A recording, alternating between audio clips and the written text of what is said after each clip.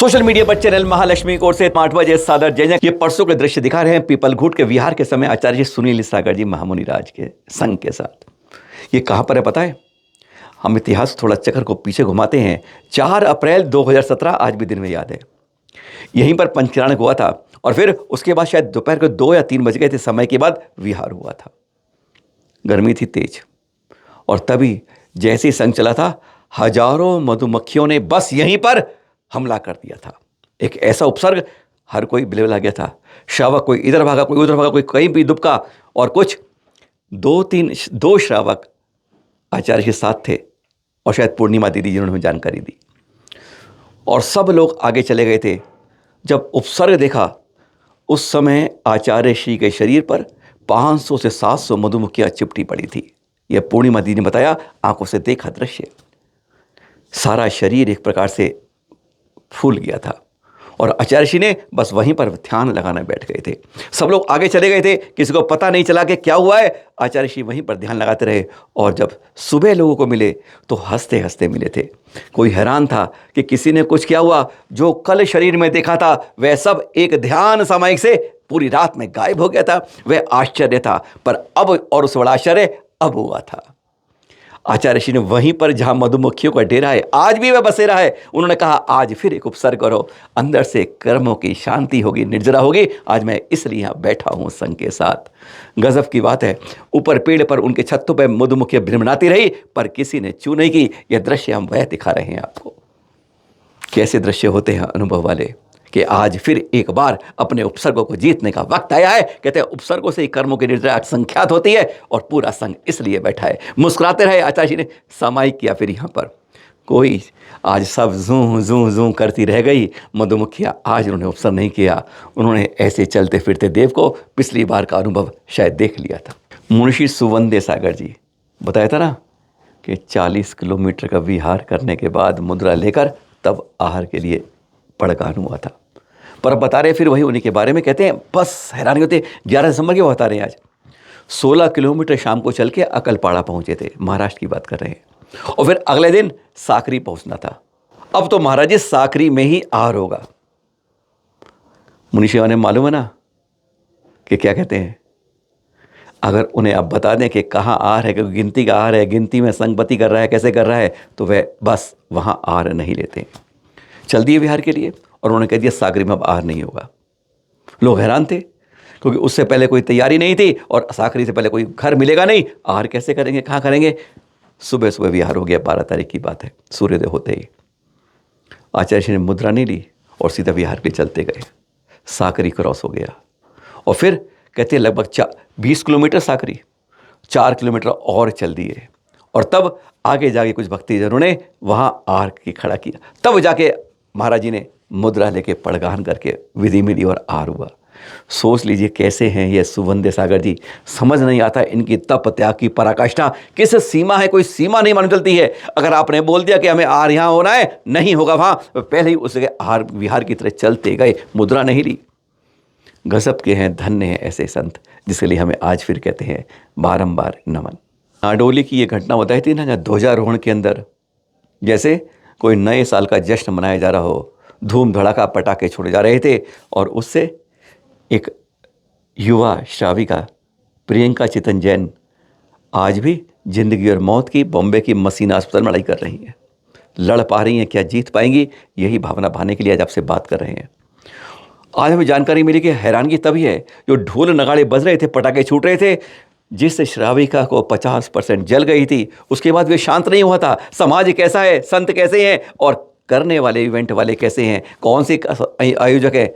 अफसोस तब होता है, कहते हैं आंखों का पानी तब सूख जाता है जब जहां पर एक बिटिया जल गई है समाज की, उसके घर के आगे पटाखे फिर फोड़े जा रहे हैं, नगाड़े बजाए जा रहे हैं। अरे इससे ज़्यादा शर्म की बात समाज के लिए हो ही नहीं सकती। संतों के सामने उन आयोजकों ने इस तरह से, यह तो एक बेहुदा रूप से कही जाएगी बात जो ऐसी शर्मसार वाली घटना है। कौन बहस कर पाएगा कि आपके पटाखों से जो 2000 में मंदिरों में ऐसे उत्सव नहीं होने चाहिए, वहां पर करने पर उसके घर के सामने भी ढोल नगाड़े और पटाखे बजाए जाते हैं। इस हमारी बात क्या, अपनी भाभी के बारे में जब ये बोलती हैं तो आप सुनिए ज़रा उनका दर्द क्या है और क्या वह अनुरोध कर रही हैं। मंत्र नमोकार तो आप जपते ही हैं, एक बार भावना भाके जपें, सुनिए ज़रा। प्रणाम। मैं मनीषा वखारिया, नड़ंद ऑफ डॉक्टर प्रियंका जैन। हमारे परिवार पर जो दुख भरी दुर्घटना हुई है उसको शब्दों में बयां करना नामुमकिन है। मेरी भाभी नाडोल की बहू नाडोल में ध्वजा के बाद जो कलर पटाखे फोड़े गए उसमें जल गई है। अभी वो प्रिलिमिनरी 3rd डिग्री है। फिलहाल उनका इलाज मसीना हॉस्पिटल मुंबई में चल रहा है, पर डॉक्टर का कहना है उन्हें शक्ति और सबकी प्रार्थना की सख्त ज़रूरत है। नाडोल में हुआ ये हादसा हमारे परिवार के लिए ज़िंदगी भर का दुख बन गया है। इतना ही नहीं, इतना सब कुछ होने के बाद भी उन्होंने हमारे घर के बाहर ढोल बजाए, पटाखे भी फोड़े गए। क्या यही इंसानियत है? हमारे परिवार का दिल इस बात से टूटा है कि बिना सोचे समझे इस तरह की एक्टिविटीज़ करना, जहां सेफ्टी के नाम पे कुछ भी नहीं था, जहां लोग के जीने मरने तक की बात आ जाती है। क्या ये सही है या गलत, आप बताइए। मैं इसके साथ एक वीडियो भी फॉरवर्ड करूंगी जिसमें आप देख सकते हो कि किस तरह के फायरवर्क्स वहाँ हुए। क्या हमारा जैन समाज, हमारा धर्म ये कहता है? मेरी आप सबसे यही एक प्रार्थना और निवेदन है कि आप हर घर, हर संघ में उनके लिए नवकार का जाप करें। हमारी ये कोशिश होनी चाहिए कि हम इस मैसेज को इतना आगे से आगे फॉरवर्ड करें कि हमारा ये सामूहिक प्रार्थना उनको एक जीवन दान दे सके। आप सबका आशीर्वाद और प्रार्थना उनकी जीने की उम्मीद बन सकती है।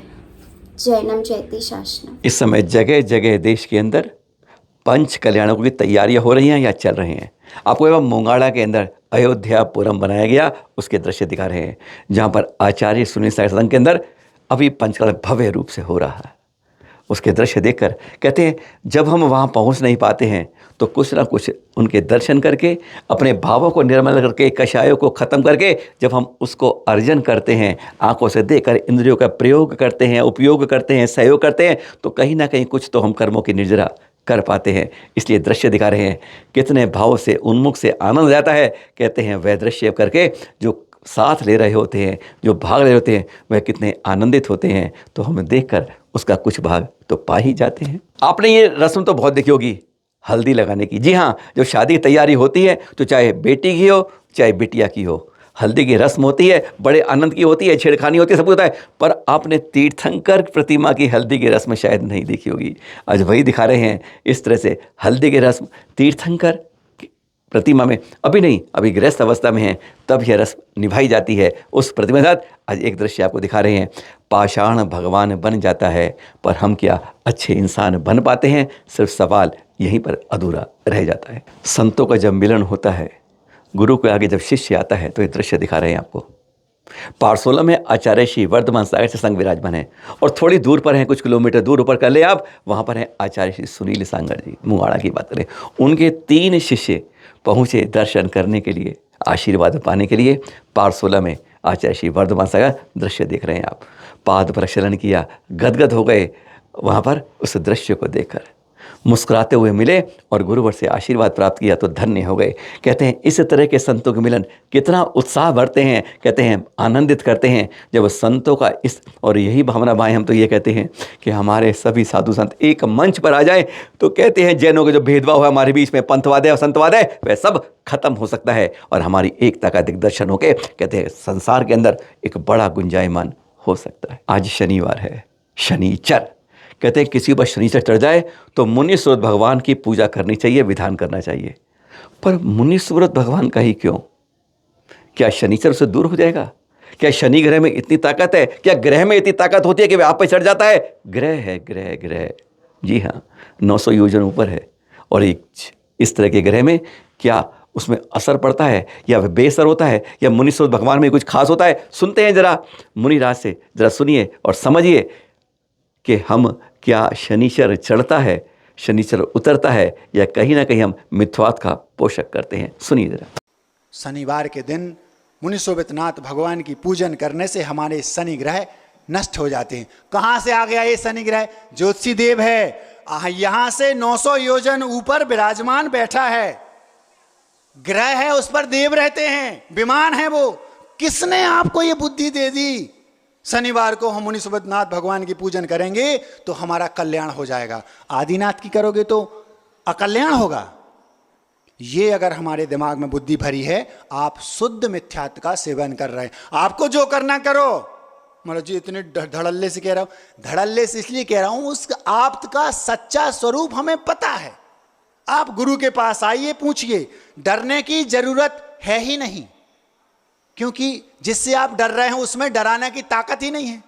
कोई दुबला पतला व्यक्ति आपके घर के सामने आए, गाली देने लगे, हम देख लेंगे, फूंक दोगे तोड़ जाएगा, ताकत ही नहीं उसमें। जाते जाते आपको ये जिन शरणम तीर्थ कर, हाँ, आचार्य श्री पुलक सागर जी यहाँ नहीं है, पर उनका 30वां दीक्षा दिवस कितने जोर शोर से यहाँ लोग मना रहे हैं। इसलिए नहीं दिखा रहे कि वे दीक्षा दिवस मना रहे हैं, पर कहते हैं उस दीक्षा दिवस के बहाने एक नई शुरुआत कर रहे हैं। 365 दिन का यह भक्तामर विधान की शुरुआत हुई है। यह अच्छा लगता है कि आप दीक्षा दिवस को किसी और रूप में मनाते हैं और कुछ ना कुछ संस्कार पाते हैं। अच्छी बात है, इसलिए दिखा रहे हैं अनोखे रूप में। इसी तरीके से हम गुनगुनाते रहें तीर्थों की सुरक्षा के लिए, हमेशा कुछ कर्तव्य निभाएं। इस जैन कुल में जन्म लेने का ध्यान रखिएगा। गिनती आ रही है, एक को जरूर बताइएगा, कम से कम इतना तो करिएगा कि हमें अपने धर्म में जैन लिखना है। और जब भाषा है, अपनी भाषा के बाद दूसरी भाषा में प्राकृत भाषा को लिखिएगा। बात करते रहेंगे इसके बारे में। सादर जयनियत। अभी तो आपसे कहेंगे आज का दिन शुभ हो, मंगल हो और मंगल में आपकी क्रांति सब जगह फैले। सादर जय जयनियत।